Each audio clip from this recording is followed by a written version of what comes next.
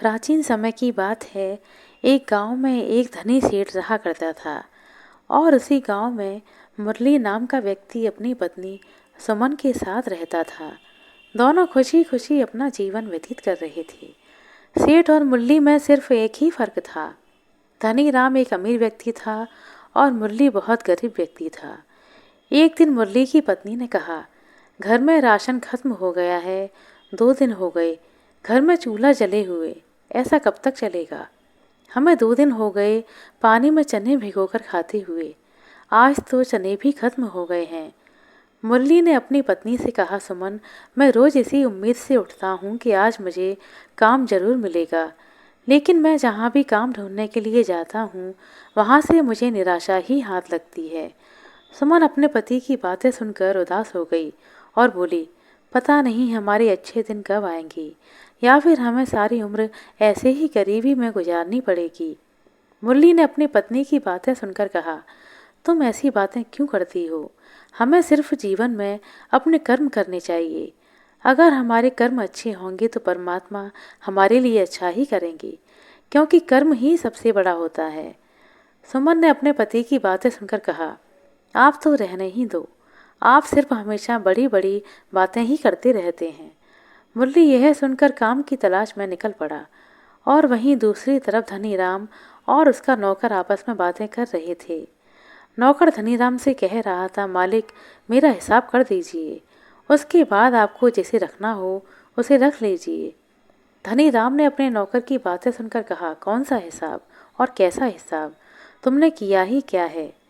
इसलिए तुम चुपचाप यहाँ से चले जाओ। नौकर सेठ की बातें सुनकर उदास हो गया। उसने कहा, कोई बात नहीं मालिक, लेकिन हमेशा एक बात याद रखना, कर्म सबसे बड़ा होता है। आज आप जो मेरे साथ कर रहे हैं वही कल आपके साथ कोई और करेगा, इसलिए अपनी बारी का इंतज़ार ज़रूर करना। कर्म अपना हिसाब लेने अवश्य आएगा। और ऐसा कहकर नौकर वहाँ से चला गया। उसकी थोड़ी देर बाद ही मुरली काम की तलाश में सेठ धनीराम के पास पहुँचा और उसने धनीराम सेठ से कहा, सेठ जी, क्या आपके यहाँ मुझे कोई काम मिलेगा? मुझे काम की सख्त ज़रूरत है। आप जो भी काम कहेंगे मैं उसको पूरा करूँगा। मुरली की बातें सुनकर सेठ धनीराम बहुत खुश हुआ। उसने मनी मन सोचा, यह तो बहुत अच्छा हुआ, आज ही मेरा नौकर काम छोड़कर गया है। मेरे पास काम करने के लिए कोई भी नहीं था, अब इससे ही सारा काम करवा लेता हूँ। इतना सोचने के बाद सेठ ने मुरली से कहा, वैसे तो मुझे नौकर की कोई ज़रूरत नहीं, लेकिन तुम काम के लिए बहुत परेशान लगते हो, इसलिए मैं तुम्हें काम पर रख लेता हूँ। मुरली सेठ की बातें सुनकर बहुत खुश हुआ। उसने सेठ को धन्यवाद दिया। सेठ धनीराम ने मुरली से पूछा, यह बताओ कि तुम्हें क्या क्या काम करना आता है? मुरली ने कहा, सेठ जी, मैं बैलगाड़ी अच्छे से चला लेता हूँ। सेठ ने मुरली से कहा, ठीक है, तुम कल से काम पर आ जाओ, लेकिन मेरी एक शर्त है, तुम्हारे वेतन का 50% मैं अपने पास रखूँगा। मुरली ने सेठ की बातें सुनकर कहा, यह कैसी शर्त है मालिक? मेहनत मैं करूँगा, सारा काम मैं करूँगा, तो आप मेरी मेहनत का 50% अपने पास क्यों रखेंगे? सेठ ने कहा, पहले मेरी पूरी बात तो सुन लो। मैं तुम्हारे वेतन का 50% जो अपने पास रखूँगा उसे मैं तुम्हें 6 महीने के बाद दिया करूँगा। इसमें तुम्हारा फ़ायदा होगा। इस तरह तुम्हारा पैसा जमा हो जाएगा, जिससे तुम थोड़ा सामान भी खरीद पाओगे। सेठ की मीठी मीठी बातें सुनकर मुरली उसकी बातों में आ गया। उसने कहा, सेठ जी, जैसा आपको ठीक लगे वही कर लीजिए। यह बोलकर मुरली वहाँ से जाने लगा तो सेठ ने कहा, तुम कल से क्यों, आज से ही अपना काम शुरू कर दो। ठीक है सेठ जी। यह कहकर मुरली ने बैलगाड़ी में बोरियां रखनी शुरू कर दी और उसके बाद बैलगाड़ी लेकर दूसरे गांव में माल देने चला गया। वह शाम को माल देकर वापस आ जाता है और सेठ से कहता है, मालिक, मैं सारा माल पहुंचा कर आ गया हूँ, अब आप मुझे आज की मजदूरी दे दीजिए। सेठ मुरली को आज की मजदूरी देता है, लेकिन उसमें से 50% वह अपने पास रख लेता है। मुरली बिना कुछ कहे वापस अपने घर चला जाता है। घर आकर उसने अपनी पत्नी से कहा, मुझे काम मिल गया है और मजदूरी भी अच्छी है, अब हमें भूखे पेट सोने की कोई अब आवश्यकता नहीं। यह कहकर मुरली ने जेब से पैसे निकाल कर अपनी पत्नी को दे दिए। मुरली की पत्नी ने पैसे देखकर कहा, इतने थोड़े पैसे? तुम ऐसा कौन सा काम कर रहे हो जिसमें तुम्हें इतने कम पैसे मिल रहे हैं? मुरली ने कहा, नहीं, ऐसी कोई बात नहीं है। यह कहकर मुरली सारी बात अपनी पत्नी को बता देता है। उसकी पत्नी यह सुनकर उसको बोलती है, ऐसा कहीं नहीं होता। जरूर वह सेठ आपको मूर्ख बना रहा है। भला वेतन का 50% कौन अपने पास रखता है? मुरली ने कहा, इस छोटे से गांव में भला मुझे कहाँ काम मिलेगा? अगर मैं सेठ धनीराम की बात नहीं मानता तो आज फिर मुझे खाली हाथ वापस आना पड़ता।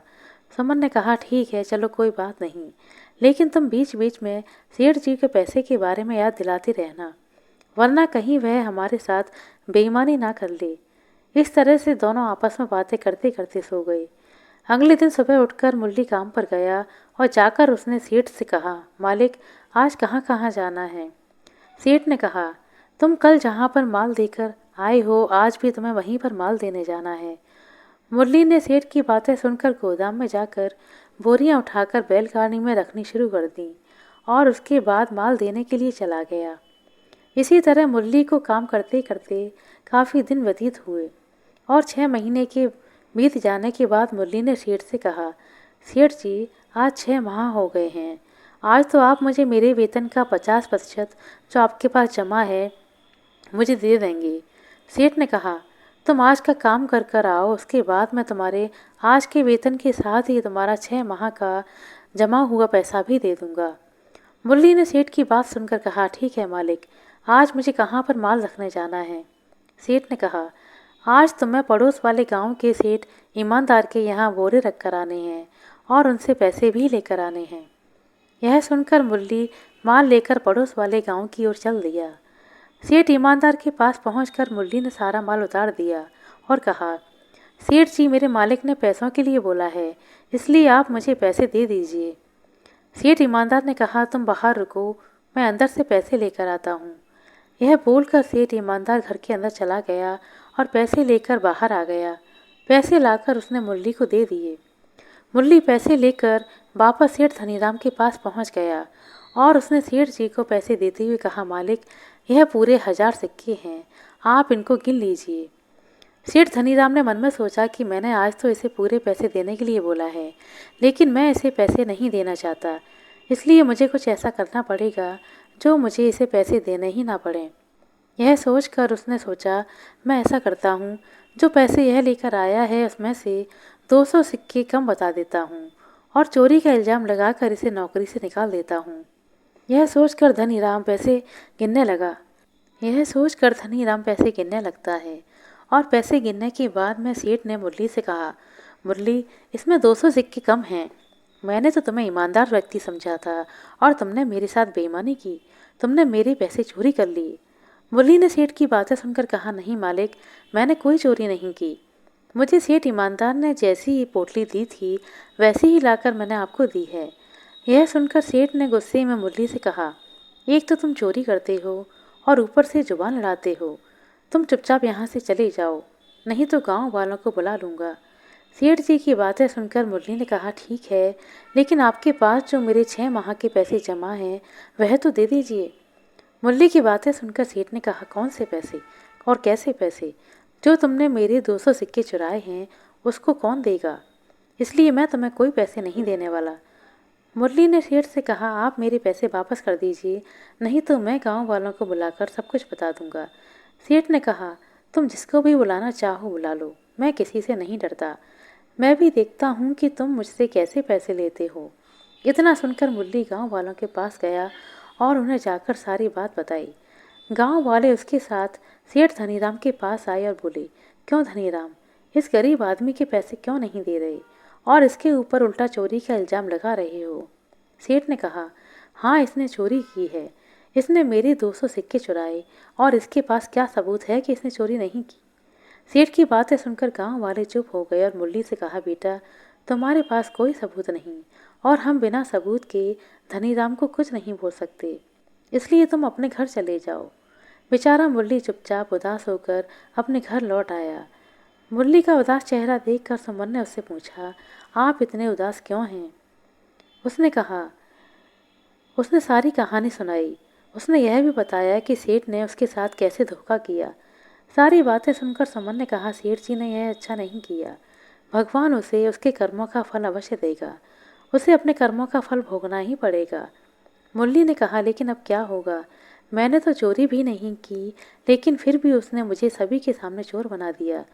उधर सेठ धनीराम मुरली को धोखा देने के बाद यह सोचकर खुश हो रहा था कि मैं कितना होशियार और तेज हूँ। मैंने मुरली से इतना काम भी करवा लिया और पैसे भी नहीं दिए। यह सोचता हुआ सेठ धनीराम अपने घर की तरफ चल दिया। लेकिन जब वह अपने घर पहुंचा तो उसने देखा कि उसके घर में आग लग गई थी। आसपास के लोग उसके घर के पास खड़े हुए थे। सेठ धनीराम जोर जोर से चिल्लाने लगा कि आग बुझाने के लिए कोई मेरी मदद करो। लेकिन सेठ धनीराम चिल्लाता ही रह गया और देखते ही देखते उसका पूरा घर जलकर राख हो गया। सेठ बहुत रोया लेकिन कुछ नहीं कर सका। सेठ धनीराम ने वह रात घर के बाहर ही बिताई। अगले दिन सुबह धनीराम अपनी दुकान पर चल दिया, लेकिन जब दुकान पर पहुंचा तो उसने देखा कि दुकान और गोदाम का ताला टूटा हुआ है। सेठ धनीराम ने अंदर जाकर देखा तो अंदर कुछ भी नहीं था। सेठ धनीराम अपना सिर पकड़कर वहीं बैठ गया।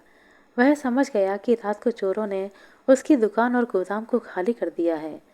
सेठ ऊपर की तरफ देखकर कहने लगा, हे भगवान, यह मेरे साथ क्या हो गया?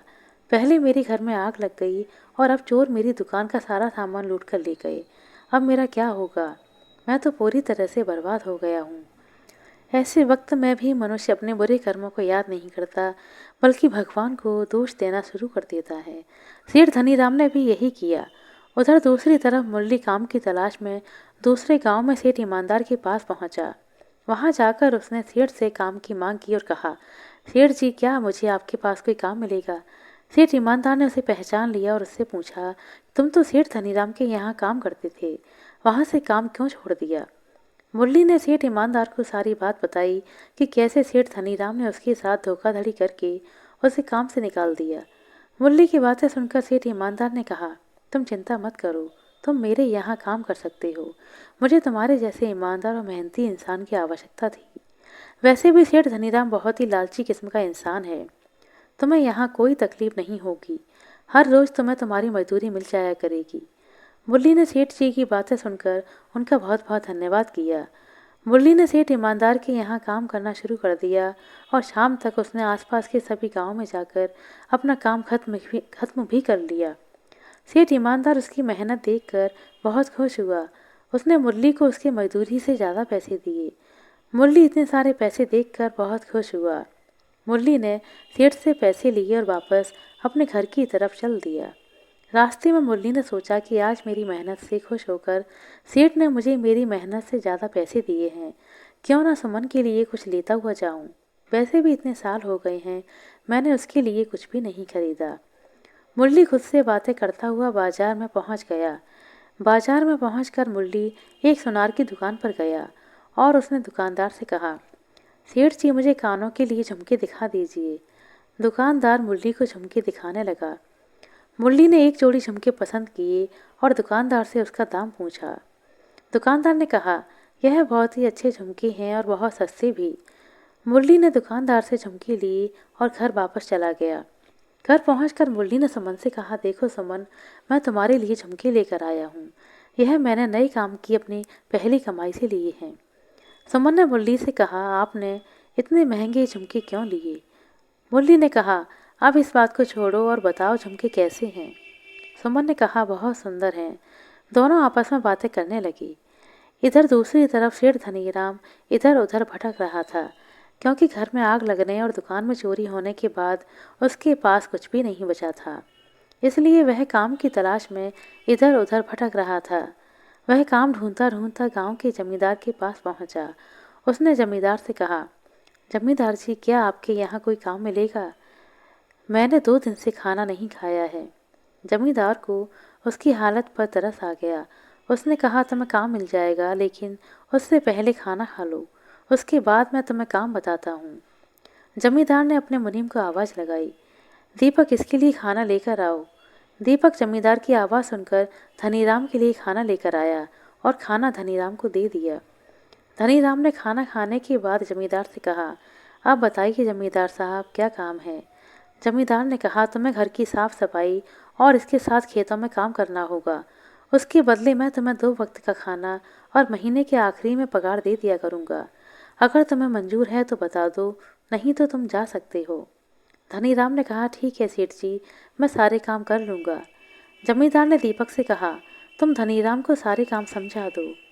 दीपक ने कहा, मालिक आप चिंता ना करें, मैं इसे सारा काम समझा दूंगा। दीपक बहुत ही लालची इंसान था और वह मालिक के काम का सारा हिसाब किताब रखता था। उसके बदले में जमींदार उसे अच्छी पगार देता था, लेकिन उसकी नज़र जमींदार की तिजोरी पर थी। उसने धनीराम से कहा, तुम सबसे पहले खेत में काम करना शुरू करो, पहले बीज डालो, फिर रोज उसमें पानी डालो। धनीराम ने उसकी बातें सुनकर कहा, ठीक है, मैं खेतों से काम शुरू करता हूँ। यह कहकर धनीराम खेत में काम करने के लिए निकल गया और खेतों में जाकर बैल की मदद से हल चलाने लगा। हल चलाने के बाद धनीराम खेतों में बीज डालता और उसके बाद पूरे खेतों में पानी लगाता। इस तरह धनीराम बहुत मेहनत से प्रतिदिन यह काम करता। कुछ माह बीतने के पश्चात फसल बड़ी हो जाती है। फसल को देखने के लिए जमींदार के साथ दीपक भी आया।